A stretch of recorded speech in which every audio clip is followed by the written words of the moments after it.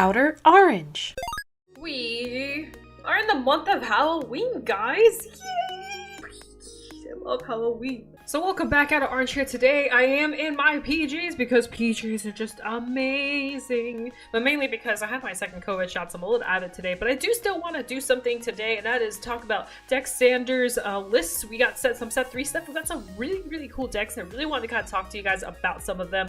Keep in mind, I do not know all of the new nation decks that are coming, so I'm only gonna talk about stuff I know, mainly like Zorga, Orphist, and I'm probably gonna touch some stuff in Dark States and maybe Lyrical Monastery. I believe there's some Kyrgyz on there, so we're pretty much going to focus on that today. So let's go ahead and go do that. Let's go check out Deck Standards blog. Let's go guys, come on. All right, so here I am on Deck Standards blog. This is the BT03 for overdress specifically that we have going on here. You'll notice that the circle is very full of variety. We got some Bruce Larone, which is Catgirl, Greedon, Nirvana, Garvidia, which is like the Brand Gates stuff, and then we've got Sir Snow and Barrett Magnus and Orphis and Bastion. You'll kind of notice that the percentage is actually pretty decent for all of these. By the way, we are in week 3 of all these different overdress decks that have been coming out, so I wanted to go ahead and talk to you guys about them. I'm mainly here to kind of discuss some of these decks and what they are doing and what the purpose of them are and why the players made their choices, more so than the fact of how they stand competitively. So just letting you know, this isn't more of a competitive analysis, this is like a deck analysis type of thing. So let's go ahead and go through some of them. I'm obviously going to go ahead and jump right into Stoicheia because that is, you know, my baby. But mainly I want to focus on some of the new Zorga stuff we've been getting, as it's actually very interesting. So here's week 1. If you are new to Zorga, or if you want to start somewhere with Zorga, I think this is one of the best lists to go for here. This is a very standard list. It's got the 4 Hadrina, 4 dogs, with dog says that you can, on place from hand,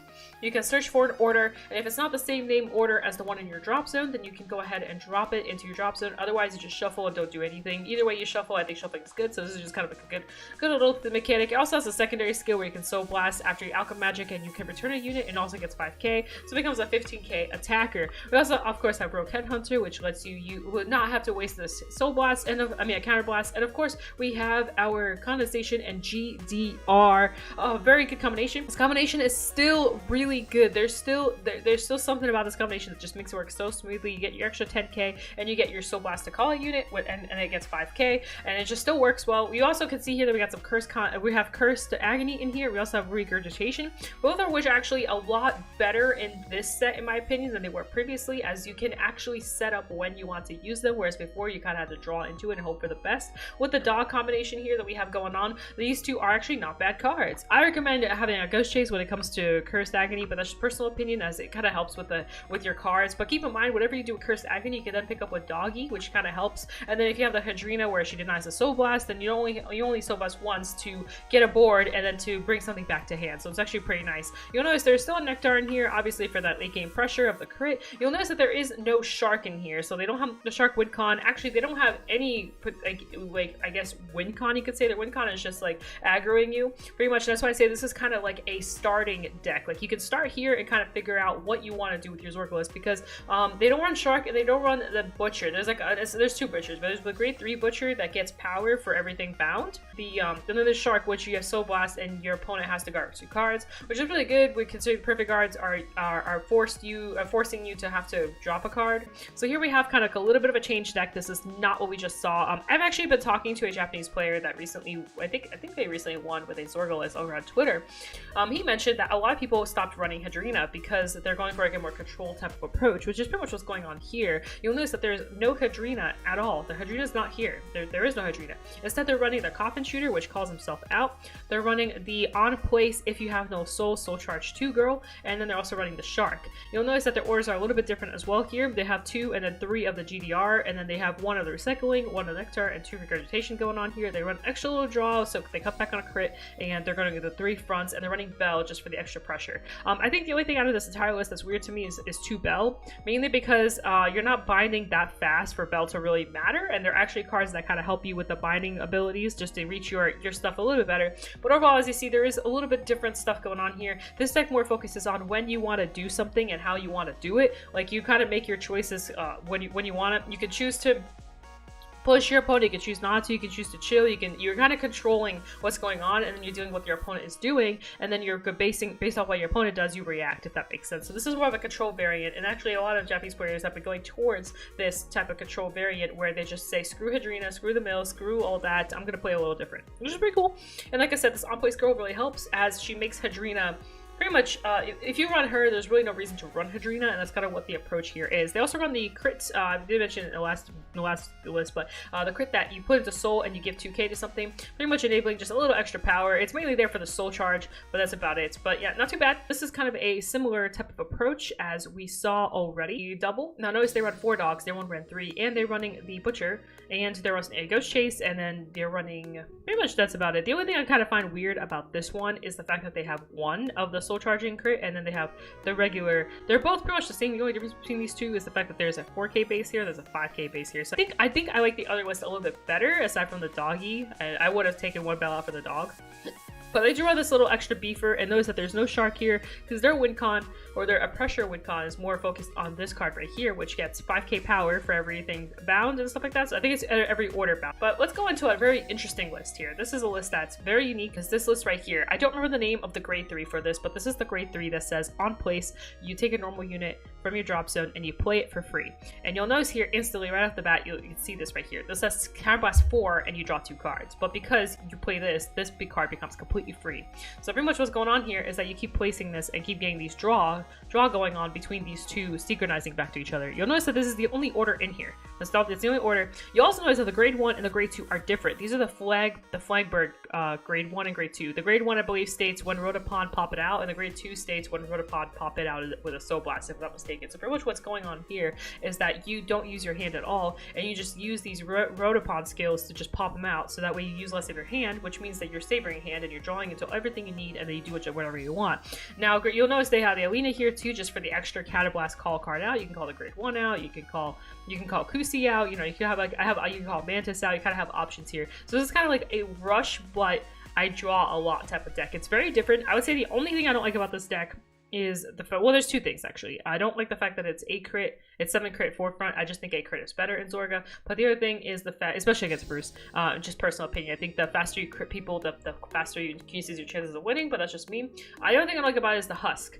Because you're barely using your orders and stuff like that, this 5k doesn't happen as often. But the Kusi is really good. It makes the Vanguard column 28, which is actually a really nice number if you think about it. And then, you know, if you GDR or Persona Road or whatever, it's now not 28 but 38. They don't have GDR in here, but just in general, Kusi just in the back row behind Zorga or any Zorga variant just works really nicely as it's an instant 28 column. But just thought I'd share this list because I just think it's cool and unique. Just something to try out if you're really feeling experimental. Though Bear Magnus is in a really good spot in my opinion right now. It's not like, you know, best deck or anything like that, but it's pretty close, I think, with a new order that lets you soul charge 4 just straight off the bat. And then we have the guard restrict. This card says when it goes into soul, your opponent has to guard 2 cards from which till the end of that turn. So when you do your multi-attack, this guard restrict will be active as you'll be putting stuff into soul and popping stuff out. And then I don't remember what she does, but this is your shield right here, and then you just kind of have like this soul charging engine of just, you know, counter charging, soul charging, doing what you need, getting your pieces, and then going to this and soul charging your 4, and then just having your beefy 15 soul charge turn and hope you don't deck out and kill your opponent in the meantime. But with the guard restrict active stuff like that, it's very possible that you can just make this happen.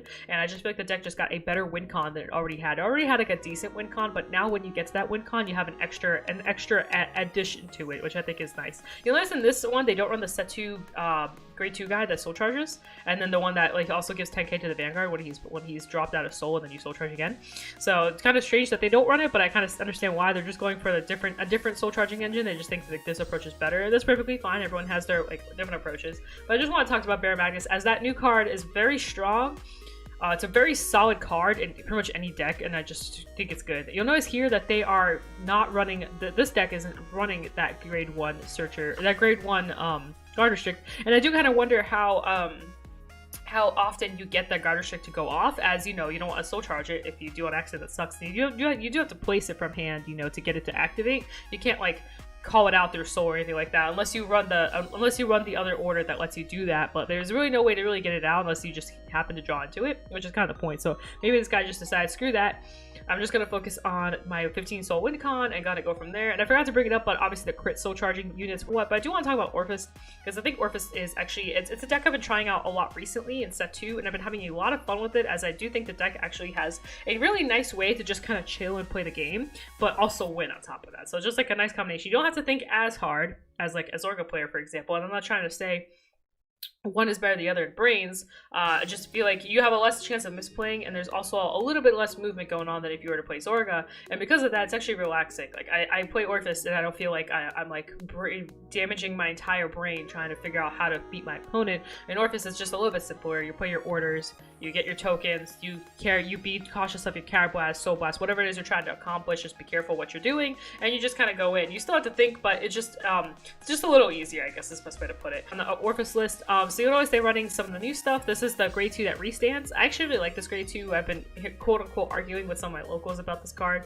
A lot of people don't like this card, mainly because they think it's just like a 2 of, or like you don't really need to, or that's a high roll card. I personally think this card is actually really good, as you get 2k if you're on World 1, and you get 5k if you're you get 5k if you're on World 2, and this is consistent on both players' turns. So if you're facing a deck that doesn't retire, doesn't really focus on retire, they really have to try hard to hit this card, because it'll be a 15k base usually, and 12k, you know, if you don't have your conditions met yet. But early on it's 12k base, and late game it's a 15k base. I think that's nice. Just that alone, like that being in the card skill, is actually pretty cool. And then on top of that, if you want to, you don't have to, but you know, at the end of battle attack, you can actually retire 3 tokens and then bring it back and restand him. Now granted, you are retiring 3 tokens, which means if it's the token behind him, it makes him smaller. But if you hit triggers, or if you hit the over trigger, if you just hit any form of pressure, it just makes this card better. And you can also, if you have a token on the other side, on the left side, you can also retire those tokens and not touch your boosted token if you have a boosted token. I feel like the pressure of just knocking out your opponent's hand is just really important, and that's what this card provides. And I think it's good because you want to have that pressure every turn, and 3 attacks sometimes just isn't enough, whereas you have the 4th attack and you can easily apply that pressure. Even if you don't have any triggers, you can literally just push another attack out, or you can attack a rear guard. You have kind of options, just you have to be cautious, of course, of your resources, which is kind of like the biggest thing you have to be careful of when you're playing Orphis, is how much Carablast you're using.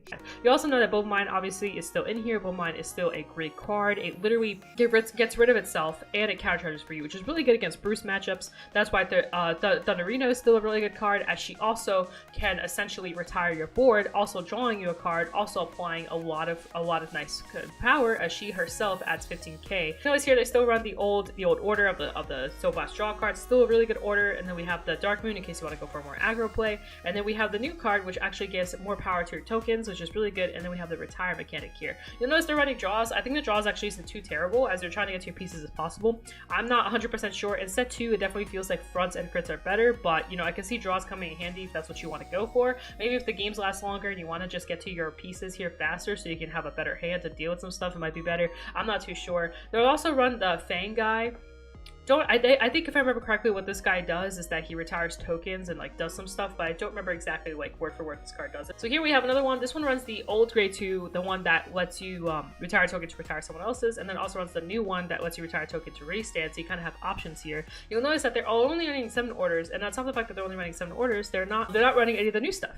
They said, screw the new stuff, I don't want it. Instead, they put Bone Mine, they put the full Fangs, put the full grade 2s in instead, and it's just hey, I have power, I beat your face, I restand, I do all this other stuff. And they don't run the Dorino, which I think is kind of strange, but hey, they made it work. You notice they run 1 front, 2 draw, and the 8 crit, so even weirder, they could make a decision if they want full front or full draw, so they just kind of put a little bit of both in. And, oh yeah, there's also the Lyrical Monasterio one. So we have the Kyrie variants, so there's still a thing here. This is the Ghosty gem builds that I've been talking about for pretty much, weeks now. You get your draw, you get your Persona Ride faster, you just do all this stuff to kind of get your conditions, and this deck does that, and I believe this deck as well kind of has that focus as well. So yeah, so you still just run your usual stuff with the Ballista gems, and then going into Kyrie, and then doing your thing. We actually in the English format are actually about to get this trial deck, so we're not getting the lyrical stuff yet. We have another week until that, but we'll at least have the trial deck, so I can actually start experimenting and whipping out some decks, maybe do a trial deck profile, just talk about how the trial deck works and all that stuff. So that'll probably be a thing. You notice this deck runs a ton of draw.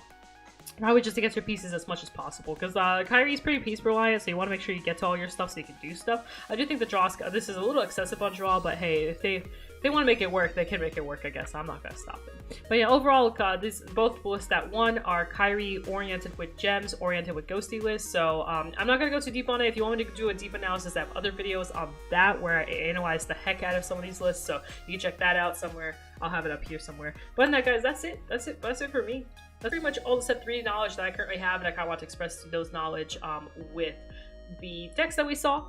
Obviously, I'm most familiar with the Zorka stuff since, you know, that's like the main stuff that I've been practicing in set 3, but I also have been practicing some Orpha stuff. I thought that was cool, and I kind of know how Bear Magnus functions when with the new stuff. It just kind of like added more toolbox or added more things that you can do for your win cons. And I just kind of wanted to talk about them with you guys. Set 3, we still got like two-ish months, so we still got a bit of a way to go. Lyrical's coming out soon, so my content probably focus more on lyrical stuff the next couple weeks, but regardless, I just thought it was cool to see kind of some of this new stuff that we have going on. So yeah, I'm really excited. I hope you guys enjoyed the videos. I hope you guys enjoyed the video. I hope you guys enjoyed the weird decks that we saw, because some of the decks were a little strange or a little bit different from what you're normally used to seeing. And if you did like them, are you gonna playtest? Maybe are you gonna playtest that guide that lets you get a free order? You can leave all that information down in the comments below. As you guys know, I respond or I like and heart something. I usually say something, and you never know. Maybe whatever you say, I might talk about another video in the future if it's really, really awesome and cool to hear. So don't forget to comment and, you know, like and subscribe on all that fun stuff. It's been fun. I'm gonna go lay down. My COVID shot is really starting to get to me, so I'm gonna go lay down. So peace out, guys. Das Svidanya. Until next time. Bye.